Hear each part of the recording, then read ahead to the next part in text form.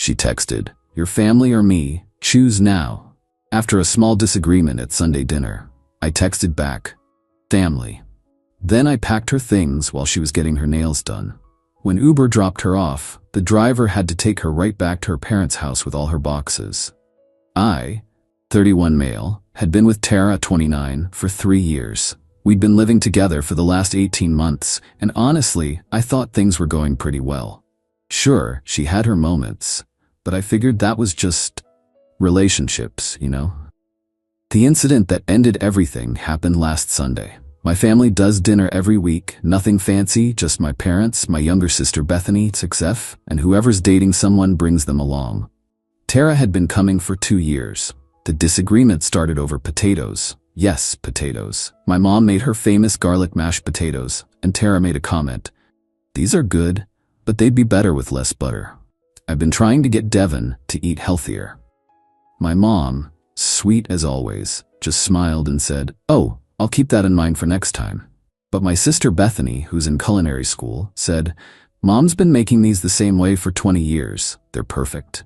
Tara rolled her eyes. Well, some things need updating. Not everyone needs to live in the past. The table went quiet. My dad changed the subject to football. Crisis averted, or so I thought. After dinner, Tara was helping clear plates. Unusual, but okay, and she accidentally dropped my mom's serving dish. It shattered. This wasn't just any dish. It was from my parents' wedding china, one of the few pieces left after 35 years. My mom teared up but said it was fine. Accidents happen. Bethany went to get the broom. I saw Tara smirk. Actually smirk. On the drive home, I asked her about it. Did you drop that dish on purpose? Oh my God, Devin, are you serious? Your family already hates me, and now you're accusing me of what? Breaking dishes for fun? My family doesn't hate you. Your sister is a little witch who undermines me constantly, and your mom is so passive-aggressive with her traditions and her family recipes like she's some kind of saint. I pulled over. Tara, what the hell? My mom has been nothing but welcoming to you. Welcoming? She still introduces me as your girlfriend instead of your partner. She never asks my opinion on anything, and don't get me started on how your dad still calls me Teresa. It's been Tara for 3 years, and he's getting older. Excuses. You always make excuses for them. We drove the rest of the way in silence. When we got home, she stormed off to shower. 20 minutes later, I got the text that changed everything. Your family or me, choose now. I'm sick of being disrespected. Either you cut them off or we're done. You have 1 hour.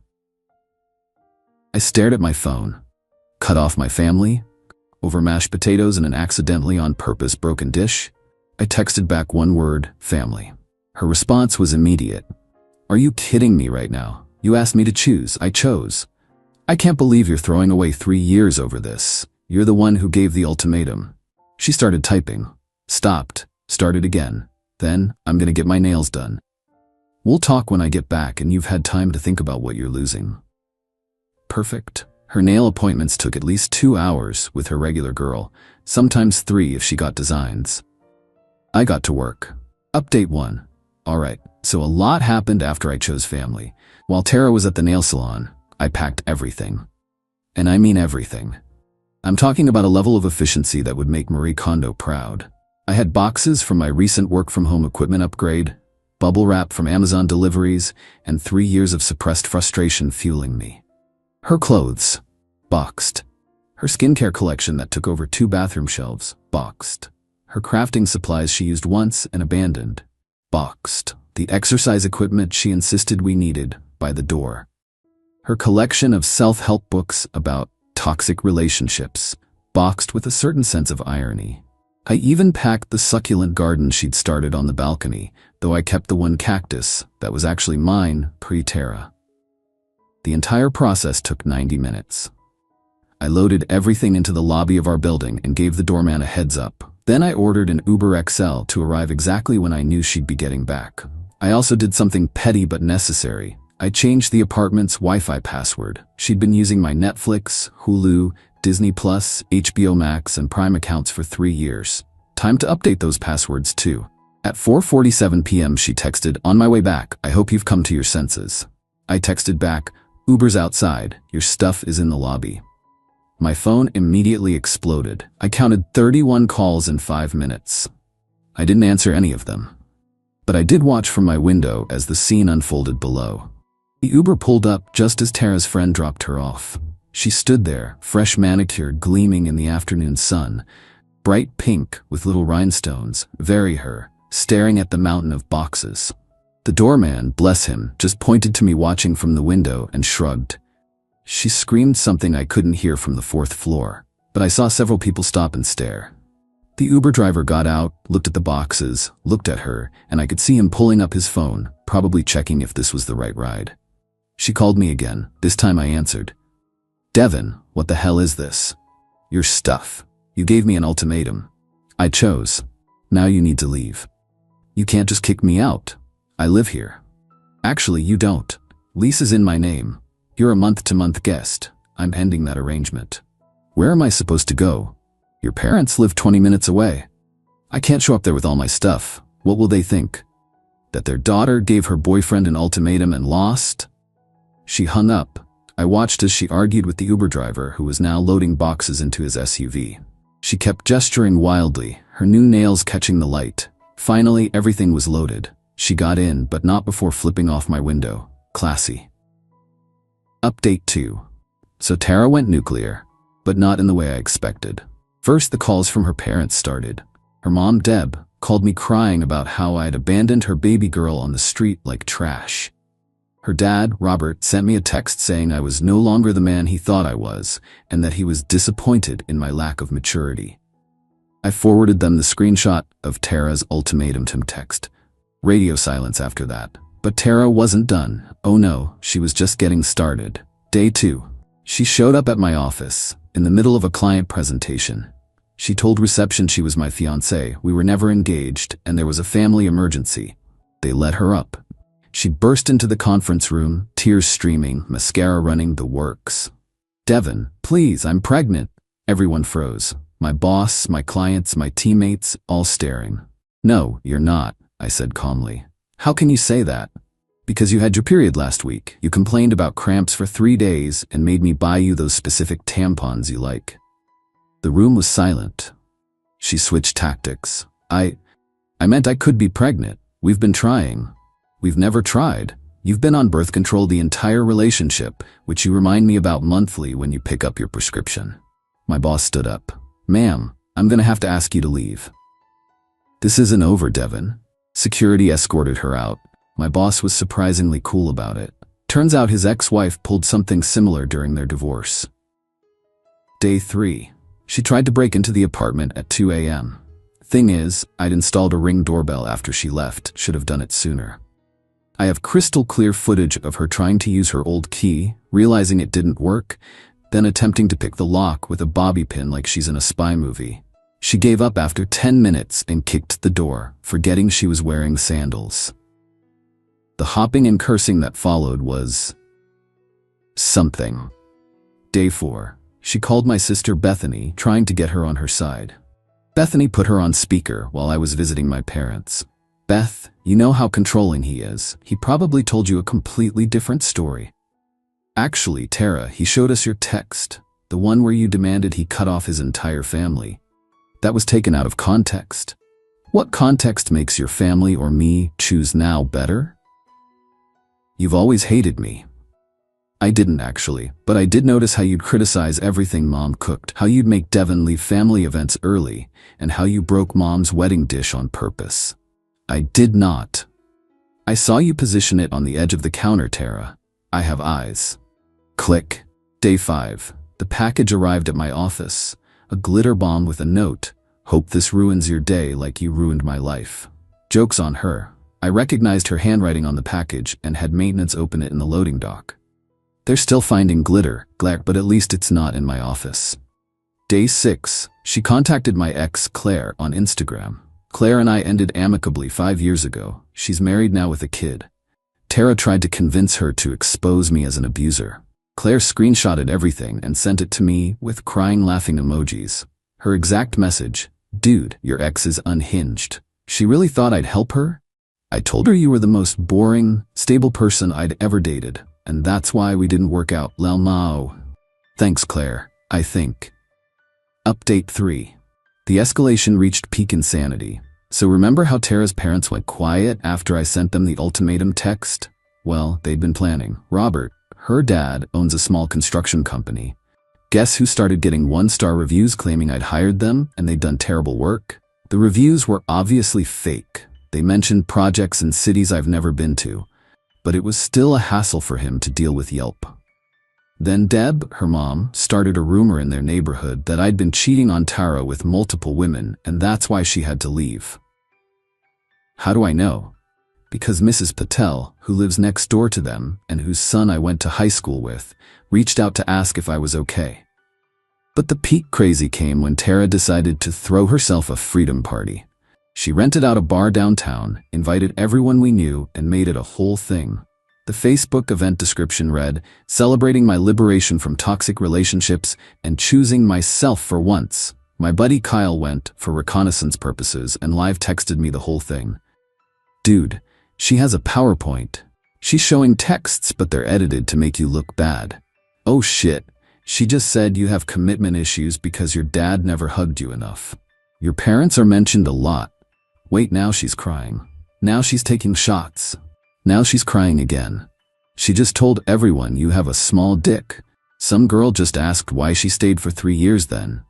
Tara left the stage. The kicker? She'd been telling everyone I was abusive and controlling, but then someone asked why all her Instagram photos from our relationship showed her happy and traveling and doing whatever she wanted. Her response? I was hiding my pain. Someone else asked why she was still trying to get back into my apartment if I was so terrible. She apparently screamed, "You don't understand trauma?" and stormed out of her own party. But wait, there's more. Remember that Ring doorbell I installed? Well, it caught something interesting. Tara showing up with some guy I didn't recognize. They were carrying tools. Tools. They spent 20 minutes trying to remove my doorknob. The building security finally showed up and asked what they were doing. Tara's response, "I'm locked out of my apartment." Security, "Ma'am, we have you on the banned list. You need to leave." The guy with her, turns out it was her cousin Eddie, tried to act tough. You can't ban someone from their own home. Security pulled out their phone and showed them the official notice I'd filed. They left, but not before Tara screamed that she'd sue me for emotional damages. Good luck with that. Update 4. So Tara actually tried to sue me. She found some ambulance chaser who took her case. I got served papers at work, again, really? For illegal eviction, emotional distress, defamation, theft of shared assets. That last one was interesting because we never shared assets. We never had a joint bank account, never bought anything together, even groceries were split via Venmo. My lawyer, yes, I had to get one, laughed when he read the filing. His exact words, "This reads like someone asked ChatGPT to write a lawsuit while drunk." The shared assets she was claiming?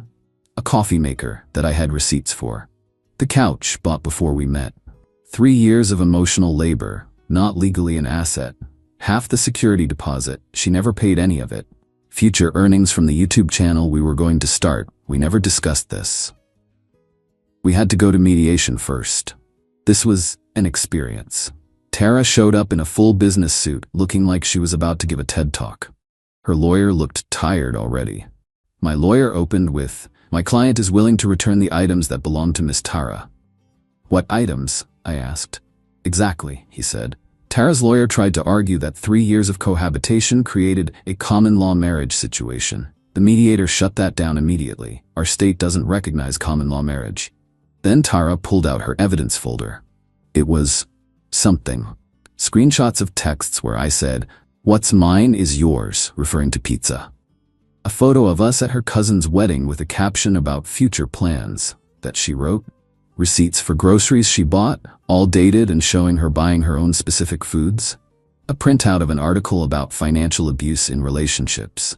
The mediator asked her directly, "Ma'am, do you have any actual evidence of shared financial assets or agreements?" He said he loved me. That's a verbal contract. That's not how contracts work. Her lawyer put his head in his hands. Then she made a fatal mistake. She admitted on record that she'd been secretly recording our conversations for the last 6 months, hoping to catch him admitting he owes me Two problems with that. One, we're in a two-party consent state. That's illegal. Two, she didn't catch anything because there was nothing to catch. My lawyer immediately countersued for invasion of privacy. Her lawyer asked for a recess. When they came back, he said they were dropping the lawsuit. But Tara couldn't help herself. This isn't over. I know what you did. What did I do, Tara? You made me give that ultimatum. Even her lawyer looked at her like she was crazy. The mediator ended the session with, Miss Tara, I strongly suggest you move on with your life. Update 5. I thought it was over after the failed lawsuit. I was wrong. Tara pivoted to a new strategy. She started dating my coworker, Garrett. Now, Garrett and I weren't friends, but we worked in the same department. He knew about the whole Tara situation because, well, she'd made a scene at the office. One Monday, Garrett comes in with a huge smile. Guess who I matched with on Bumble this weekend? I knew before he said it. Your ex. Small world, right? She seems really cool. We're getting drinks tonight. I just said good luck with that. By Wednesday, Garrett looked stressed. By Friday, he came to my desk. Dude, is Tara okay? What do you mean? She spent our entire first date talking about you. Like, entire date. 3 hours of how you ruined her life, how your family destroyed her self-esteem, how you're probably dating someone new already. Am I? That's what I said, and she got mad at me for not knowing. Then she asked if you ever talk about her at work. Never. That made her madder. She threw a drink at me. Water? Margarita. Yikes. Yeah. Then she asked if I could get into your office computer to check your emails. She what? I left. Blocked her number. But dude, she's now messaging me on LinkedIn. LinkedIn. He showed me the messages. They were unhinged. She was offering him insider information about my weaknesses if he'd date her and bring her to the office holiday party. We took it to HR. They added her to the building's security ban list and sent her a cease and desist letter. But then came the plot twist. Tara's best friend, Luna, reached out to me. She wanted to meet for coffee. I was suspicious but curious. Luna looked exhausted. I need to apologize and also warn you. Okay. Tara's been spiraling, like really spiraling. She quit her job because she said she needed to focus on destroying you. She's living with her parents and spending all day planning things. What kind of things? She hired a private investigator to follow you. What? Yeah. But here's the funny part. The PI refunded her money after 3 days because you're too boring to investigate. His words. You just go to work, the gym, and your parents' house. I laughed. I couldn't help it. There's more. She's been catfishing guys online using your photos. Excuse me? She's making dating profiles with your pictures, matching with women, setting up dates, then not showing up. She thinks it'll ruin your reputation. That's insane. I know. I'm done with her. She asked me to put a tracker on your car. That's when I drew the line. I just thought you should know. I thanked Luna and immediately went to the police. With the evidence of the fake profiles, the PI admission, Luna had texts, and the tracking device request, I was able to get a restraining order. Final update. The restraining order changed everything. Tara was served at her parents' house. According to the process server's notes, she laughed and said, "He can't restrain true love." Her parents, however, were mortified. Robert called me that night. Devin, I just read the restraining order. Is this all true? The private investigator, the fake profiles, trying to break into your apartment? Yes, sir. All documented. Long pause. We failed her, didn't we? We always gave her whatever she wanted, never let her face consequences. And now she's facing them. I'm sorry, Devin. We're getting her help. Real help this time. I appreciated that, but it didn't stop Tara's final meltdown. Since she couldn't contact me directly, she did the next best thing. She wrote a 47-page manifesto about our relationship and posted it on every platform she could find. Facebook, Instagram, Twitter, TikTok as a 10-part series, even LinkedIn. It was called The Devin Files, A Toxic Love Story. And included our first date, wildly misremembered, every fight we'd ever had with creative editing, psychological analysis of my attachment issues, a detailed breakdown of why my family was a cult, screenshots of conversations taken out of context, her diagnosis of my various mental health issues. She has no psychology background, a conspiracy theory that I'd been planning to leave her from day one, reviews of restaurants we'd been to together, somehow also my fault they weren't good. The internet's response was not what she expected. The comments were brutal. Girl, this is why he left you. 47 pages? Touch grass. Team Devon. Imagine telling on yourself like this. Ma'am, this is a Wendy's. My personal favorite. I've never met Devon, but I'd choose his family too. Someone found this Reddit thread and linked it in her comments. She lost it. The meltdown tweets were legendary before her account got suspended for harassment. The last I heard directly was from Luna. Tara's parents had checked her into a mental health facility for evaluation. She'd apparently been found by her mother attempting to hire someone on Craigslist to seduce Devon and break his heart. Her mom also found journals where Tara had been planning our wedding, dated from our second week of dating, 3 years ago, complete with a list of my family members she'd allow at the wedding. Spoiler, none of them. As for me, I'm doing great. Started therapy to process everything, highly recommend. Realized there were so many red flags I'd ignored. She'd joked about deleting messages from my ex. She'd thrown away a birthday card from my sister because it was too familiar. She'd told me my mom's cooking was trying too hard. She'd accused every female friend of wanting me. She'd tried to convince me my dad didn't respect me because he didn't make me join his business. My family's been incredible. Bethany made me a cake that said, "Congratulations on choosing correctly," with a little frosting, Tara getting kicked by a frosting boot. Petty? Yes. Delicious? Also yes. I've started dating again. Nothing serious yet, but I went on a date last week where the woman insisted on splitting the check and said her family was her priority too. Green flags everywhere. Oh, and remember that wedding dish Tara broke? My mom told me something interesting. It wasn't actually from her wedding. She'd bought it at a garage sale years ago, but liked the story of it being wedding china better. She knew Tara broke it on purpose and was testing to see if I'd notice and stand up for her. I didn't need you to defend my dish, honey. I needed to know you'd defend your family when it mattered. Moms, man, they know everything. To everyone asking if I regret my choice, not for 1 second. When someone shows you who they are with an ultimatum, believe them. When they demand you choose between them and your family over potatoes, the choice is clear. Your family might not be perfect, but they shouldn't have to be sacrificed for someone else's ego.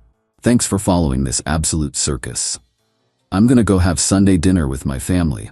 Drama-free for the first time in 3 years. Edit, since people keep asking, yes, the restraining order is still active. No, I don't know if she's still in treatment. I honestly hope she gets the help she needs. But that's not my problem anymore. Edit 2.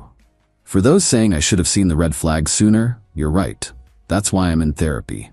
Love shouldn't make you blind, it should make you see clearer. Edit 3. My mom's making the garlic mashed potatoes for dinner tonight. Extra butter out of spite.